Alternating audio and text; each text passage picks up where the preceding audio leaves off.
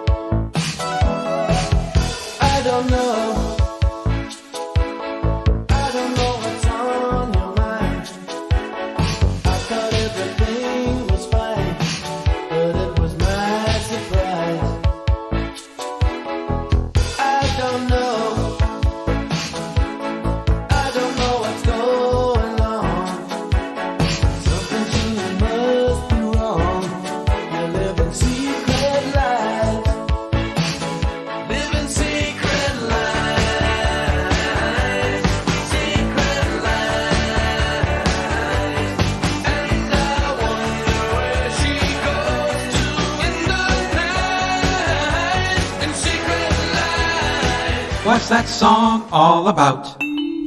Secret Lives is the fourth track on Balance of Power. In a 1986 issue of Soundcheck, Jeff Lynne said, Secret Lives is about relationships. It's about how people don't tell each other the truth. They'd go their own merry way. I don't know anybody who's got a secret life, but I know lots of people who know people who've got secret lives. In the July 2017 article Electric Light Orchestra Song by Song, John Vanderkeest wrote, Another song that proves to be more than it appears. At first listen, it appears a bouncy keyboard hook, and yet another sublimely infectious chorus despite being a slightly uncomfortable number, lyrically at least. It is addressed to somebody, alternatively, in the second person and sometimes in the third person, you and she, as the narrator wished he knows what is wrong, and he wonders where she goes in the night in her secret lives. For the most part, the backing is synthesizer and drum programming, while it builds up on the chorus where the real drums, presumably, enter at last, with a touch of twangly lead guitar, something which happens too rarely on Balance of Power. No, I'd tell you about it, but I can't. I'm Eric Paul Johnson. I'm Eric Winsenson. When I think about this album, and usually about how hollow it sounds compared to previous E.L.O. albums, this is the song that always first comes to my mind. The opening keyboard. Such wussy puffball, so weak.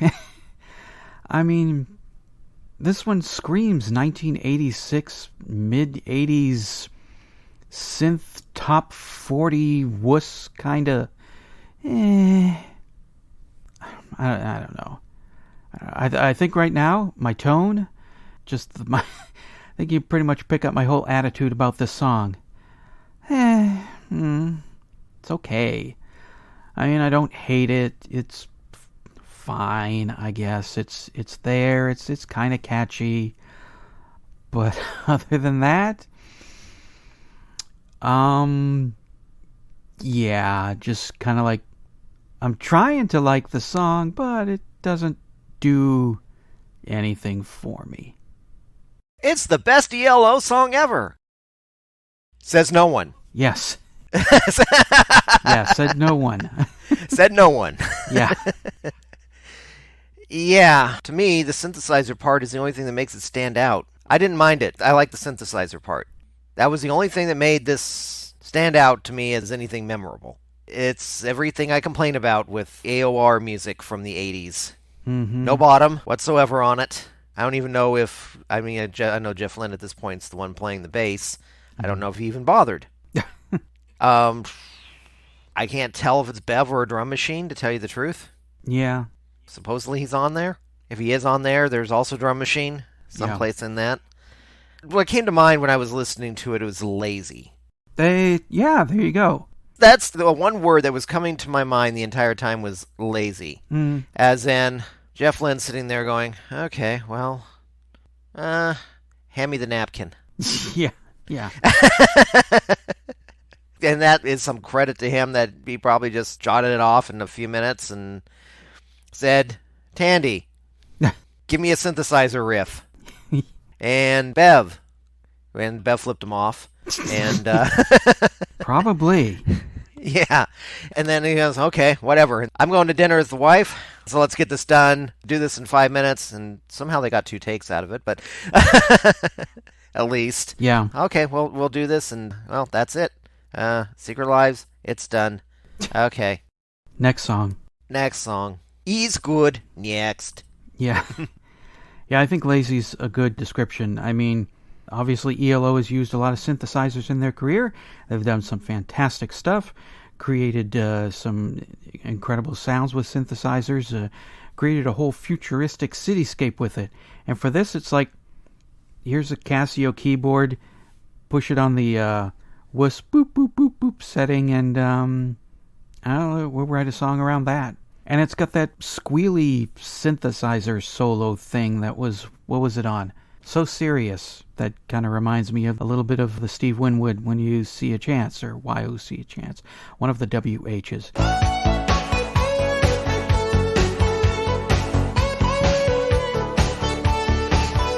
And I wasn't crazy about that on So Serious.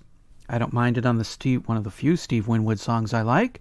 But you know, if I just hear it the once, on one song, every once in a while, okay. But to hear it back again, once was enough with that thing. Yeah, well, like I said, that's the part I don't mind. But we get to the alternate version. I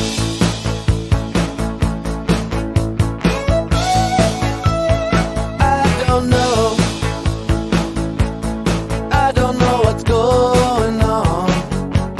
Something surely must be wrong. You're living secret lives. Living secret lives. I like the alternate version quite a bit better because of one of the things I mentioned there. All of a sudden, I don't even think it's an addition of bass. I just think it's just the way that it was set on the board. It has a little bit more depth to it, to the sound. Mm-hmm. Not to the lyrics or the song itself. That's not going to you can't really get any more depth than that. Just like Yeah. It's a puddle on the floor depth-wise, but but hearing it, it has a lot more going for it. I think it's because it doesn't sound as you can still get that synthesizer solo, which was the memorable part, but he brought up that multi-track guitar further up in the mix, and that just made all the difference in making it a little bit more of an enjoyable song and not so much of filler. Yeah, he got rid of that synthesizer that starts the whole song, the boop, boop, boop, boop, boop, boop, and just got rid of it and used guitar, which made the song a whole lot better. That one actually sounds like Bev is on it. Yeah? I think that's also improves it, too. Yeah. Well, it sounds like a Dave Edmunds song from the early 80s, which makes sense, because Jeff Lynne was producing Dave Edmunds for, I think, a couple albums. I don't know if it was Just Information or the one before it, too. It was 2 albums. Yeah. And I like those Dave Edmunds albums. Okay. I say that like I have extensive knowledge of the Dave Edmunds discography. No, I pretty much know a fistful of songs, and 2 or 3 of them are the ones that Lynn produced. And I like those. I like the other Edmunds that I've heard in my life. But yeah, the alternative version was a better version. And if it had made it on the album, that would have helped. Because that was my complaint about this album. I was going to say way too synthy, but way too lazy puss synthy. And the version that made it onto the album is an excellent example of mid-80s over-synthed pop music, top 40 kind of stuff. And it's just, there it is. Yep. And that's about all I have to say about that one. That's about it, too. Chorus is kind of catchy, but overall, there it is, 4th track on the album. Got something to say about Secret Lives? Then call the telephone line voicemail. 623-850-3375. Call now. It's time for a great line from E.L.O. from this week's song. What's my line? Secret Lives. And I wonder where she goes to in the night, huh? In Secret Lives. Okay.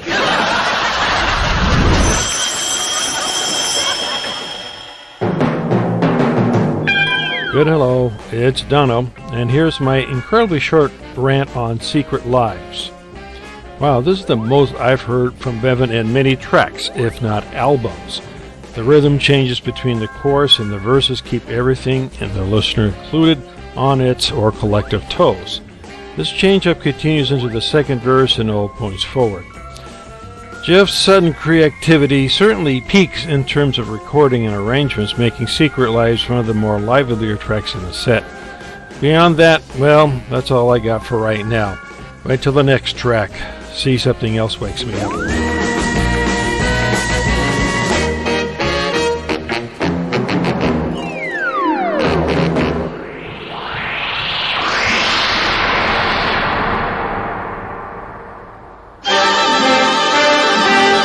Hello, this is Troy, and now we're up to Secret Lives. This is one of my favorite songs on Balance of Power. There's so much I love about this song. I love the melody, the rhythm, the words. Some of Jeff's best writing is found in this song. It definitely has an 80s sheen to it. The opening of the song sounds a little bit like the opening of Laura Branigan's Solitaire.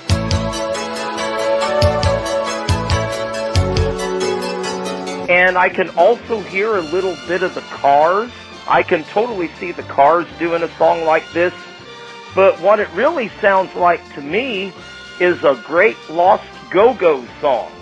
Now, I don't know how much 80s music Jeff was listening to at the time, but this does sound like a song that would have fit in. They only did 3 albums in the 80s, the Go-Go's, but would have fit in on, I think, their first or second album. It kind of has the rhythm of a go-go song, the feel of a go-go song.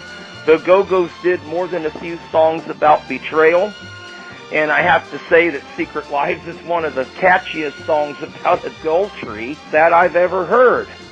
And I can also hear a little bit of that 70s Philly soul sound that Jeff used in Evil Woman. It's not quite as obvious as it will be on the next 2 songs on the album, but if you listen closely, at least I can hear a little bit of it here. And sometimes I get to thinking, I don't know how much Jeff cared about whether or not radio played the band's music, but he must have cared somewhat because he kept recording on into the 80s. But I can just hear Jeff thinking to himself, come on, people, what's the matter with you? I'm practically spoon-feeding you an album in the style that's hot on the radio right now, and we can't get on the radio. I know I would have been frustrated, but anyway, highlight of the album. And one last thing, I used to make mixtapes. In fact, I still do. And back in the 80s, I would make mixtapes going through my record collection of songs that I thought should have been big hits. Well, Secret Lives is definitely on one of those tapes, and I'm going to track it down and give it a listen. This has been a thought from Troy. Great moments in Electric Light Orchestra history.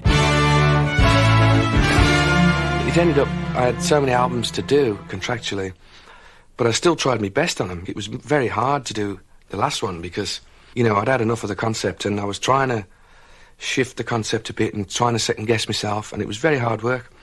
But I got through it, and once I'd done that one and it was over with, it was sort of a relief in a way. When I first started doing them, using the big orchestra, like the 40-piece section, it would be such a thrill when they'd strike up and play, and I'd go, wow, it's fantastic. And actually not sleep with excitement because it's a string session, yeah. Like it? Hate it? What does Madeline think? I listened to the song Secret Lives, and I liked it like usual. And I didn't start like usual. And I want to give you a big, big hug. And kiss. Wow, she liked it! Face the Music, an Electric Light Orchestra song-by-song podcast, is a production of Radio Trolla Entertainment, Assorted Deli Meats Amalgamated. You can contact us by voicemail at 623-850-3375 or email us at eloftmpodcast@gmail.com. Keep up to date on the show by joining our Facebook group and spread the word by sharing the link or giving us a quick rating on iTunes. You can financially support the podcast at patreon.com/ELOpod. Next week, episode 125, Is It All Right?